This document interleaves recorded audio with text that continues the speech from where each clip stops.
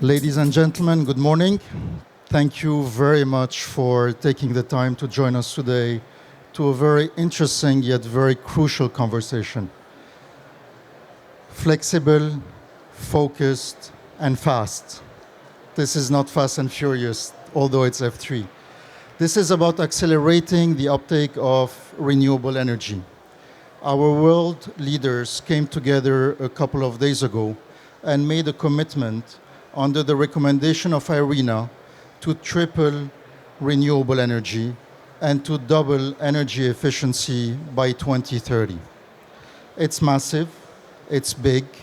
The previous panel here spoke a lot about the solutions, the innovations. We're going to take a step back and look maybe at the bigger picture to explore what do these commitments actually represent. How far off are we? What are the enablers to get there? And what are the call of actions that we can consider adopting today? We have the privilege to have with us business leaders, leading voices in that space. I would like to introduce Lucy Chadwick. She's a partner and head of ESG with GIP, Global Infrastructure Partners. GIP is one of the largest infrastructure investor, north of 100 billion of assets under management, a very large portfolio of renewable energy. And Lucy sits on its investment committee, chairs its ESG committee, and is as well a board member of a lot of its companies. I would also like to introduce to you Deepesh Nanda. Deepesh has a very, very long history with Tata Power. Tata Power, as you know, is the largest vertically integrated power company in India. It's massive. It's across all of the value chain of the energy and power. You name it, renewable energy, transmission, EV, etc. And we'll speak a lot about that. Deepesh is also the MD and the CEO of Tata Power Renewable, a subsidiary that was established recently, but is fastly growing and is doing exceptional work. So thank you very much, Lucy and Deepesh, for joining me. And we're going to try to make it easy, demystify a little bit that very complex topic. We're going to start first with understanding the big picture, and then we're going to double click and spend most of our time on the enablers and what exactly it takes to get there. So let's maybe start with the big picture. 3 times renewable energy by 2030, 2 times energy efficiency by 2030. Massive, too ambitious, realistic. Deepesh, maybe I start with you. Can you please give us a perspective of what does that represent at the global scale? Thank you, Mark. Thank you for having me here, and I appreciate that I've got this platform. So I think our collective success in reducing greenhouse gases will be determined by the fact if we can limit temperature increase of the 1.5 degree question. Now to do that, the carbon emissions that we have today, 36.8 gigatons, by 2030 has to be 23 gigatons. Now today our installed base of renewable energy globally is in the range of 3,300 gigawatts to 3,400 gigawatts. So that's the 3x question. Mathematically, if you got to limit the temperature increase to 1.5, this has to go up to 11,000 gigawatts. Within that, if I have to give you broad numbers, solar is approximately 1,000 gigawatts today. That has to go to 5,000 gigawatts. Wind is in the range of 899. That has to go to almost 3,500. The mix of the hybrid solution that we have today between wind and solar represents 10% of the grid. This has to go up to 45%. Lastly, there will be a play for hydro. And you will see that hydro in this math equation, for us to hit that 1.5 degree and no more, grow 3x and 2x in terms of efficiency, it needs to be around 17%. If you then calculate all of this into simple numbers, what we need to add every year is 1,000 gigawatts. We're in the range of 350 today. So that's the 3x. Now let me give you an example of what India is doing today. So India in 2014, we had this ambitious target of adding 500 gigawatts by the year 2030. Back then, we had a single-digit installed base of wind and solar. This was 2014. Today, we have 179 gigawatts. We have grown at a cumulative growth rate of 9%. Now, for us to hit 500 by 2030, and you talk to anybody in this forum or outside on India's ambition, it's very well defined. 500 gigawatts by 2030. We are at 179. Now, people question this, that can you achieve 500? And I come here and I hear about the 3x. 500 by 179 is less than 3x. So I think from an India perspective, we are well towards that target of contributing to the 3x. So a few numbers that you mentioned, which anchor, I think, the whole perspective. 1 gigawatt, 1,000 gigawatt, not 1 gigawatt, 1,000 gigawatt per year. We're today at the 300, 400 mark. In terms of energy efficiency, the number I keep on hearing floating is around storage, multiplying by 21 times, which is massive. And the dollar value to support all of this is in the tens of trillion dollars over the next 7 years alone. You mentioned India, and we're going to come back and double click on this, but certainly what you're saying is India has already started. This is not something new, and a lot of countries have started. Yet there's an urgency. We cannot wait until 2027 to get started. So it's big, probably realistic. It's urgent, and it's immediate. But let's now double click and explore what would it take to get there? Because maybe India started, but before we double click on India, let's look at all of the elements, maybe with you, Lucy, that are needed to come together. So as a little bit of context in terms of, Mark mentioned, GIP is a very large renewables investor. We invest in North America, South America, Asia Pacific in particular, actually with Mubadala there, with our fantastic joint venture in Skyborn, as much as we've done so in Europe. And we've been investing in renewables over the last 10 years. We have an operating set of assets around 30 gigawatts and a pipeline of around over 180 gigawatts. Okay, so it's a very large platform and seen a number of different jurisdictions and countries in terms of how they've got started, how they have matured. And to simplify what has been consistently true about really kind of driving into and making renewables take off in each of those areas has been a number of very simple things. They sound simple, they're complex, but let me just kind of give you the simple kind of recipe. You've got to set yourself a renewables target as a government if actually you're going to attract in investors. There has to be a sense of purpose and longevity to those. And I think incredibly exciting, actually, at the beginning of this week, with over 100 countries now further committing, actually, that they will set those renewables targets. So super important in terms of creating stability and focus in a particular kind of country and jurisdiction. The second important factor is making sure there is a stable framework that surrounds that. That may be a stable regulatory framework, that may be a kind of context in terms of strategically how much, what's the pace, over how long does actually a government want to see incremental improvements in this going on. And I'm going to sound slow and paced by comparison to the fast, flexible and focused, but you do need to build this up, create a base, build it up. The other thing that we have seen as being incredibly important is actually making sure that there are PPAs that are bankable. Or, if there are not bankable PPAs, that actually there is an environment in which corporate PPAs can be enabled. There are a lot of countries which are not yet ready in terms of their regulatory framework to actually set those kind of broader PPAs, but enabling corporate PPAs to happen. If I take one of our platforms in South America, 3/4 actually of its PPAs are corporate PPAs, okay? Only 1/4 with government. And actually in total that's around 5 gigawatts. That's not insignificant in terms of making this happen. So there are moments of which governments can enable and there are moments of which they can stand away. There are then, I think, some really interesting choices, particularly as you're kind of creating a new market. Do you want to dollarize tariffs? For investors like me, it makes it super easy, actually, if those are dollarized. Do they have to be dollarized forever? No. And we've certainly seen countries, even over the last 18 months, I'm going to give you one example in the Philippines, started out actually with some dollarized PPAs, now switch those off. They've got the market going. They've given some kind of context.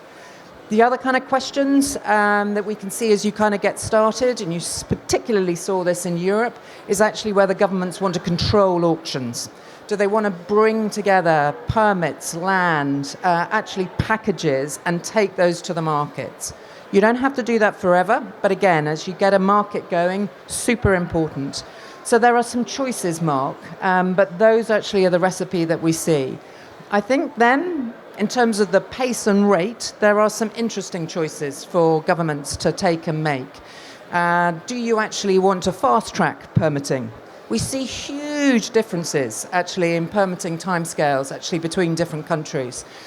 Some actually are in matters of weeks, some are in several years. And that actually can affect, therefore, that fast, flexible pace, big time. The other is actually how much do you want to actually make in terms of indigenous supply chain? Are you happy to actually use and leverage actually a global supply chain, or do you actually want to create one more locally? Again, has long-term benefits in terms of creating a localized supply chain, but actually has pace questions around it. You can see that actually in the US at the moment with the IRA.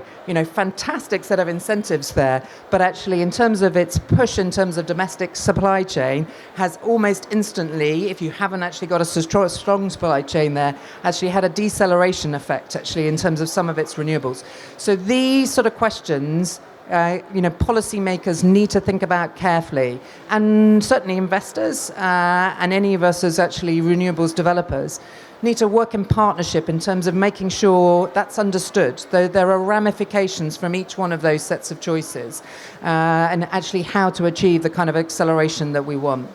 So Lucy, if I summarize, you mentioned targets, leadership, country leadership in setting these targets and making these decisions, these choices, the frameworks, policy frameworks, investment frameworks, regulatory frameworks, capital, you touch a bit on technology. Let's bring a bit this to life in India. And you spoke a bit about India saying 500 gigawatt is a target. We already started. What did India do across all of these elements, and is it the right mix? I think it took a while for us to come together, but if you look at what's happening today, 2023-24, April to March 24, we've already seen government bidding activity for 20 gigawatts of wind and solar. The pipeline between now and end of the year, which is 31st of March 24, is another 22 gigawatts. So that's almost 40 to 45 will get auctioned and awarded. Now, in terms of market efficiency, the way the Indian government goes about this is that everything is on competitive reverse bidding. Bidders get 8 minutes on a computer screen to bid and win. If you change your bid within 8 minutes, the clock is reset for another 8 minutes. At the end of the bidding, the winners are announced. Within 3 days, the letter of intent is offered. Within a month, the PPA is given. But the challenge is in terms of infrastructure and connectivity. So the first things that we need to check is land available and is the connectivity available? That's the first one. The other is that in terms of financing, there's no dearth of financing, but I think within that, just to improve the cost efficiency, what's the hedging cost? Because the Indian PPAs are not dollarized currently. Next one is policy. The policy within the 28 states of India is not uniform. There are states which have better policies than the others. So that's another double click for us to see.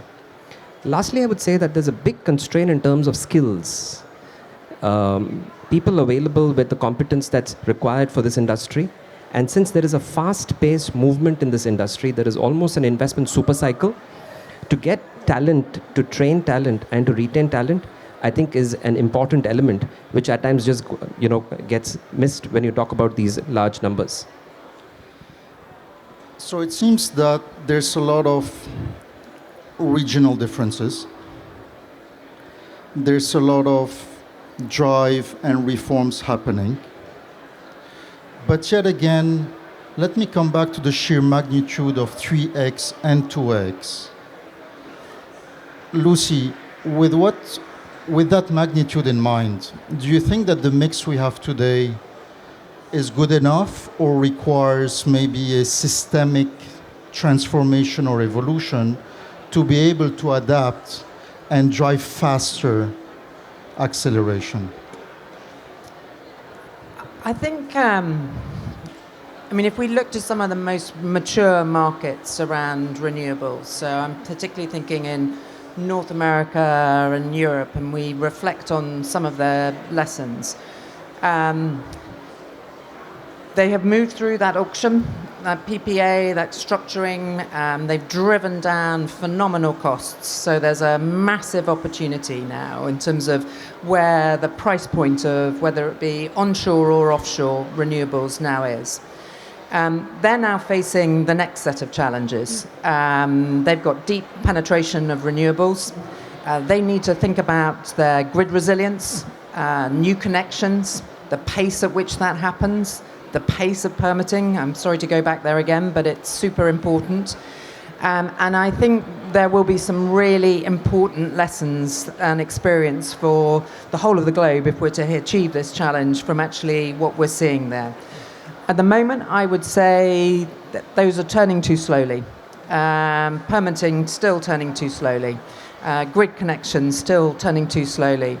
And indeed, I would say alongside renewables, not a serious enough recognition of what is the other power generation sources that you need to sit alongside it.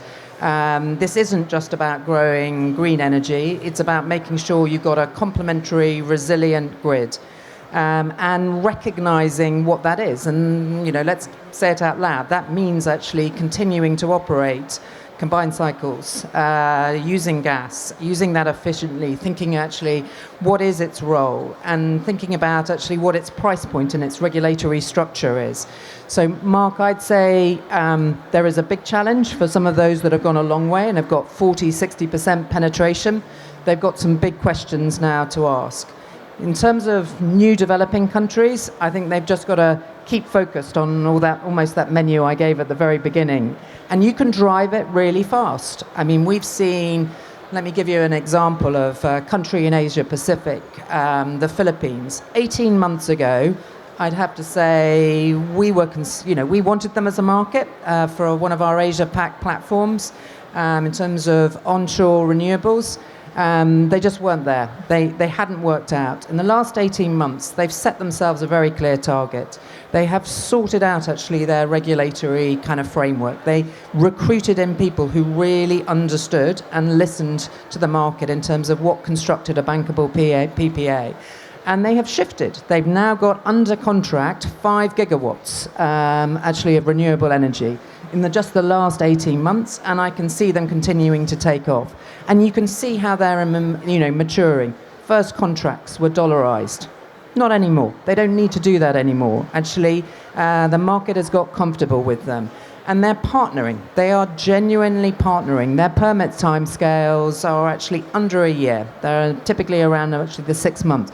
They really want to motor in terms of what they want to achieve. So I think it is possible, Mark, for governments to turn fast and the framework to turn fast. And I think we should be able to leapfrog and learn lessons from some of the issues that we've seen in more developed markets to mean that pace can be maintained more than we probably have seen actually in some of the developed markets. Very interesting. And I would like to double click on 2 points that you made. You mentioned technology and capital. Let's maybe speak a bit about technology itself. And you said the cost of a technology on solar and wind maybe went down. It's now much cheaper to produce power through solar and wind than other traditional means. Is it similar in other parts of the value chain? What about energy efficiency? Is the technology part important there? Maybe Dipesh, from your point of view? I'd say that from an India perspective, and this is applicable even globally, the problem statement is not the generation of the renewable electron, it's the round-the-clock generation of the electron with a 90% availability. So the newer tenders which are coming up in India have a mandatory requirement that at least for the 4 hours peak in the morning, so India has 2 peaks, and the evening 4 hours, you offer 90% availability. So what that does is that pushes you towards coming up with hybrid solutions, and then you could have 2-3 combinations in terms of how do you achieve the headline of X megawatts round the clock with a 90% PLF or the 90% CUF. Now the options that India has is always to solve for the cost of electricity. LNG unfortunately is not a solution for India because the landed cost of gas is in the range of $14 to $15 per MMBTU. That would translate to a cost of electricity of 10 to 11 cents, US cents per kilowatt hour.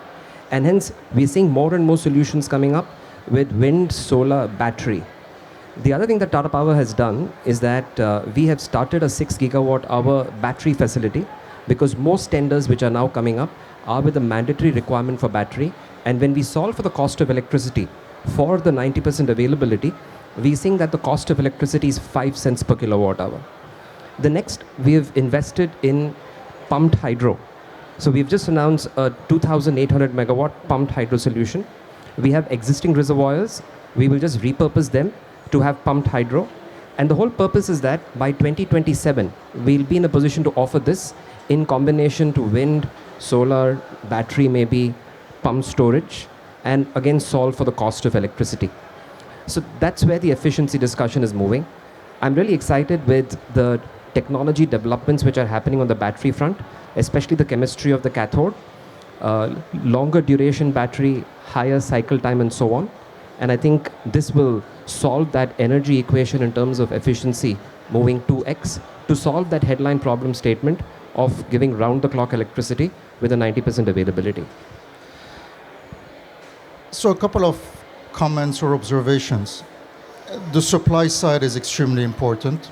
The technology seems to be there. By the way, I was reading a fact that China, that produces today 80% of the solar panels, has the capacity to provide enough panels to support the 1,000 gigawatt. So there is no roadblock there, or it doesn't seem like it. There's a lot of solutions that do exist, and we started, probably a lot of innovation coming to better manage the demand side, the infrastructure side, the solution side, but it seems to be pretty positive that there's already a lot of things happening and the trajectory has already started. To what you were saying, Lucy, it needs to be more flexible and more accelerated and fast-tracked. The other fact that I was reading was the $30 trillion of capital required. 10 trillion in power generation, 10 to 14 trillion in energy efficiency, 5 trillion in grid. Now, so far, renewable energy has been perceived by the investors like a safe place to bet. Utility-like, medium returns, stable, long-term. But aren't we falling into maybe a different lens with all of this acceleration, with all of this greenfield development, with all of this transformation of tech, of paradigm, of capital, of innovative financing? Maybe, Lucy, to you, how do you see the investor profile and its attractiveness evolving? Well, I think you described, Mark, perfectly a conundrum that I get an awful lot from our investors. Can you get the returns from renewables? Isn't this actually just low returns? I think your description of kind of regulated, long, passive is a very good description of operational renewables. I don't think necessarily it's a consistent description actually of construction and development in terms of in renewables. Very, very different risk profile. take some of those examples in terms of new nascent markets. You are taking some judgments. I've set out what we would want to see from governments. That isn't always perfectly there. So there are some risks that you are heading into and needing to identify. And there is a different set of risks between onshore and offshore. Offshore wind production has been and development has been significant in China and in the EU, but now actually has to expand out further across the globe, particularly in Asia Pacific, as much as actually in North America. Those are whole new sets of regimes. And with that, therefore, in terms of permitting, controls, a whole set of new risks. So I would say right now, we would see this as an investor still actually, in terms of that development, as an area in which actually governments and others need to think that this is a risk. There needs to be an appropriate risk reward in terms of for investors. The trillions that is there in terms of demand, is the trillions there in terms of financing available, but it has to be at the right price point. And that includes for banks in terms of bankability as well. So I think, Mark, that it will be one of our big challenges is to keep balancing those two.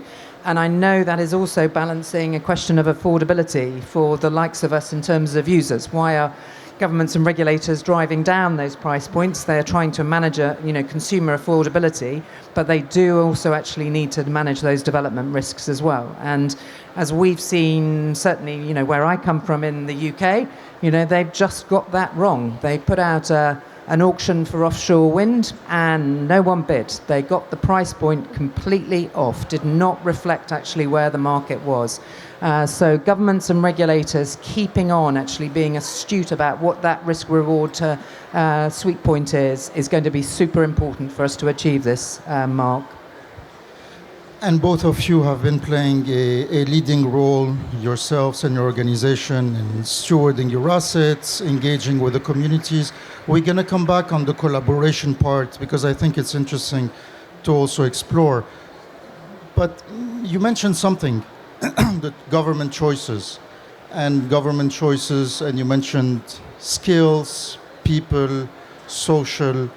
At the end of the day, it's not only about money and technology and lights, isn't it? Never. Where's the social part of it, and can you comment a bit on it? Maybe you on Sure. India front, and then Lucy, maybe from your perspective as well. So the Indian government came up with the production-linked incentive program to encourage manufacturing. And Tata Power was the first company that took that program, and we have built a 4.3 gigawatt cell and module manufacturing facility in Tamil Nadu, which is in South India. Now the social aspect of that is that 83% of our workforce there are women within a 100-kilometer radius. 83% out of 3,300 workforce, which is at that plant. That plant will be fully commissioned by March of this year. In terms of our businesses that we have, so we have this large-scale utility business. Then we have an EPC business, we build our own plants. Then we have group captive, we sell to the private sector, RE100 companies. We also have rooftop solar. And then we have microgrids. So microgrids, they enter into the hinterland of India and they provide electricity to people who have not seen electricity ever in their lifetime. Another example of how we make an investment in coming up with microgrids so that far-flung regions of India have access to electricity. Lucy? We see this kind of, creation of your license to operate as incredibly important. And it's a very trite phase, often, tipped out, but it is incredibly important. We are changing land use, we are changing marine use, and we need to do so with a deft hand if actually we are going to continue the kind of accelerated pace that we want. This is an industry that needs to maintain its reputation. So as we look at any one of our companies and our investments, we look very much through that kind of broader social lens. What is the position around biodiversity? What is being required? And actually, should we be going further? and what are the standards that we're achieving. And again, different markets, different governments, different sets of requirements around that. What are we looking at in terms of jobs and opportunities? You know, this should not be about shipping in people to come and do the construction and do the maintenance. It's about kind of genuinely reskilling, giving new opportunities, and actually leaning into the community disbenefits as much as creating benefits from it. And let me kind of bring that to life, actually, with one of the investments that we have with Mabala and Skyborn. This is an offshore wind development. We know, actually, during the construction, we will be disrupting, actually, some of the local fishery activities. We are supporting them with tens of millions of pounds, dollars rather, whilst that disruption is going on. Incredibly important. They have a long-term, they have had a long history of what they've been doing. They are a long-term part of that economy, making sure actually they can continue and go through what is just a brief moment of disruption whilst we go through that construction. Super important. We've been working actually in training people in the local economy, actually in trying to attract them in to get in terms of involved actually in the project. We've now got hundreds of local jobs and opportunity. We're investing actually in local universities, in STEM undergraduates for the longer term in terms of, you know, this is the start of a pipeline actually in Taiwan. We want to make sure there is a pipeline of further kind of candidates who are credible and able to actually manage this industry going forward. And looking at some of those community areas, we've been investing in schools and in hospitals and supporting them actually with some of actually their key projects. Some of those, again, related to biodiversity. For us, what's very important is they are uniquely kind of tailored. So there is someone on the ground there understanding what's required. And that's true wherever we operate. There is a local individual who understands those trade-offs and those nuances. It is not the same everywhere. And you need to get that right for every single community. A lot of benefits, cost competitiveness, energy, industries, leveling up, rural, urban, social skills. Ladies and gentlemen, you can feel the passion in the voice of all of us when we speak about the social aspect. I can assure you, myself being the first one, when I will speak with my kids when I retire, and it's not going to be about the 7% IRR or the 10% or the 12%. It's going to very much be on the impact and the legacy that all of these projects are keeping behind. Let's maybe speak about the collaboration point, because we look at the magnitude. A lot of things are happening, a lot of benefits, a lot of ingredients need to come together. Certainly, there's a lot of partnership requirement and a lot of collaboration. Partnership between government and private sector, between private sector, the developers and the investors, collaboration with the policy setters, with the regulators, with the communities, with socials. Let's spend a few minutes speaking about these two types of stakeholders, maybe with you, Dipesh, first, on business partnerships required. How do you think about it? What makes sense? What comes together well? Is this about long-term, or is this about bringing short-term and quick solutions? I think it's both about the short term and the long term. The one area that we've been focused is on partnerships related to supply chain. Extremely crucial for us, whether it's importing raw material for a plant that makes the cell and modules, or whether it's having frame agreements with onshore and offshore wind turbine suppliers. The other one is on technology. We know what we know, but then the ecosystem of technology in terms of, say, hydrogen, for example, the benefits of what IRA may produce in the United States, how fast can that be made available in the rest of the world? I think that's another piece of innovation that we'd like to embrace. And I think we saw a very clear example during the Ukraine crisis where supply chains were disrupted, although there was a quick acceleration of renewable energy, but the supply of parts was very tricky. So how to position yourself and get all of these partnerships set so the entire network works. Maybe Lucy, from your end, with maybe broader stakeholders, you spoke about the policymakers, the community, the social. How do they come together? I think, One of the reflections I think we have consistently had is particularly with development projects, and I'm sure many of you in the audience have been part of those. You know, whilst many go very smoothly, not every single one does. And what you need is partners who are there with you regardless of what happens. Willing to stand behind and find solutions. And that can mean at times, you know, governments and those regulators in terms of their frameworks standing behind and making sure banks continue to feel comfortable when actually you hit some of those project issues. Governments willing to flex at the edges around some of their rules. I mean, I can think of one particular project we had and one government who only at the very edges, they flex some of their local content to make sure that actually we could hit actually a deadline. All the big objectives that they wanted to achieve were entirely achieved in terms of local content. They didn't have a large steel industry. They didn't need to have a large steel industry. So they just flexed at the edges. Actually, how much did they really need? So that partnership, Mark, can be super important. I'd say probably most important when things don't go quite as you plan. And these things don't always, sadly, go quite as you plan. And that means, you know, we need to, in terms of investors and the private sector as well. There are things that shift and change in a government context, and we need to see that we're in a partnership as well. So it works both ways. But that collaboration, super important in terms of deliver this kind of ambition. That learning environment, that trusted relationship that you're referring to and speaking about is crucial.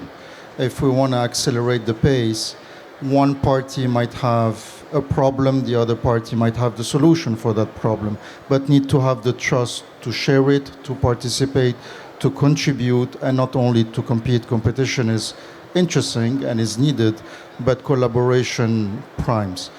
Maybe, and I know we're running shortly out of time, and I would like to end maybe with a personal note, both from you, Dipesh, and Lucy. Your experience, your long experience in that field, you've been on setting strategies, on setting policies, on driving your businesses. Sheer magnitude of the challenge, urgent, ambitious, yet realistic. You're going back to your business. Help us out. As a CEO, what is the one thing that you adopt? You know, I lived all my life in the city of Chennai, which is in South India. And this morning I wake up and look at the newspapers. Chennai is flooded to an extent that it's never been flooded before.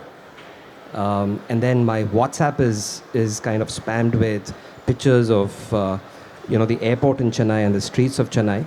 And that kind of tells me that the purpose and the goal that we have is larger and the impact is immediate. And in terms of the overall theme, again, back to Tata Power, we have an install base of 4.2 gigawatt. We have a pipeline of another 4.8. This is 2023. By next year, we'll be close to 10. By 2030, we'll be 20 or above. And then you apply this equation that if you solve for cost of electricity and returns for the investor, it's our responsibility to grow 3x and to make sure that the temperature is contained to 1.5 degrees and not more. Because if it is more, you're seeing everyday examples of what that can do to mankind. Very interesting. Lucy. I think there is one thing I probably would have told myself, even probably 10, 15 years ago, as a senior kind of policy maker in this arena. And just for a bit of context, I did 3 UK NDCs and sort of sat in different parts of these kinds of conversations.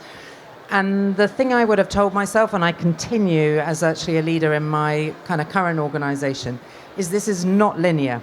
This is going to flex and shift and have different paces and accelerations. And so managing kind of yourself that this has got some really big uncertainties, but there is a very, very clear end prize, I think is for me the most important. So keep an eye on the ambition, but just expect the journey is going to be uncertain. And in that uncertainty, therefore, the really smart thing is maintaining a degree of flexibility. Lock in what you can, but retain some kind of flexibility. and equally kind of be really sophisticated about your risk management. And probably for me that becomes even, it's becoming even more important. Just how to kind of think about that in ever increasing degrees of sophistication. So that would be what I would have told myself, and that's certainly what I tell my team now. Fascinating. Thank you very much. Maybe I would like to take a minute or two to just summarize what we heard today on the theme of fast, focused, and flexible. Fast, a lot of things have already started, but we need to do things faster. Maybe that requires a rethink. Maybe that requires a recalibration of some reforms, some policies, some risk-return profiles, but certainly the benefit and the call of action is very, very, very clear there. And now is a time for action, for learning, for calibration, and for running, because we don't want to end up in 2027 or 2028 thinking through we should have started much earlier. Ladies and gentlemen, again, I thank you very much for your time. I hope that you found this panel as interesting as I enjoyed it. I would like to thank Deepesh and Lucy, both for your insights and for your time. I urge the audience to engage with the panelists, but as well with all of the Mubadala representatives here. You have as well Mustar, that's right behind the Mubadala Pavilion, that's driving renewable energy. You have a lot of our portfolio companies that are very, very active on the energy efficiency. Tabreed is right next door as well. Very exciting solutions, innovations, plans. Deepesh, Lucy as well on their side. And unless we engage with each other, we partner, we're curious, we leverage insight, and we collaborate, that trajectory cannot be achieved. Thank you very much again. All the best for your COP. Enjoy it and continue to have a positive impact in everything that you do. Thank you. Thank you, Mark. Thank you, Mark. Lucy. Thank you, Mubadala.